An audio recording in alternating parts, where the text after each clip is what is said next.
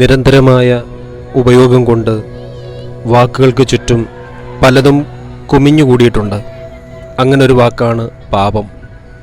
പാപം എന്ന് പറയുന്നത് ഞാൻ പാപം ചെയ്തു എന്നുള്ള ഒരു തോന്നലിൽ എനിക്ക് ഉപാധിയായി മാറുന്ന ഒരു സൂചന മാത്രമാണ്, ഒരു ചൂണ്ടുപലക. ശരിക്കും പാപത്തിൻ്റെ അർത്ഥം അബോധമെന്നോ ബുദ്ധിഭ്രമമെന്നോ മാത്രമാണ്. ഒരു ബുദ്ധിഭ്രമത്തിൽ അല്ലെങ്കിൽ ഒരു അബോധാവസ്ഥയിൽ ചെയ്തത് എന്തും, അല്ല എങ്കിൽ ബുദ്ധിഭ്രമം എന്ന് പറയുമ്പോൾ ബുദ്ധി ഭ്രമിച്ചുപോയ അവസ്ഥ, അബോധാവസ്ഥ എന്ന് വെച്ച് കഴിഞ്ഞാൽ ബോധം ഇല്ലാത്ത അവസ്ഥ.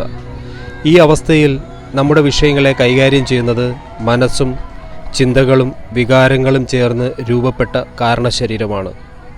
ഇവർ മൂന്നുപേരും ഒരുമിച്ചാൽ ചെയ്യുന്ന എന്തു പ്രവൃത്തിയും പിന്നീട് പാപം എന്ന രീതിയിൽ ഒരു കൂമ്പാരമായി മാറിക്കഴിഞ്ഞതും ആണ്.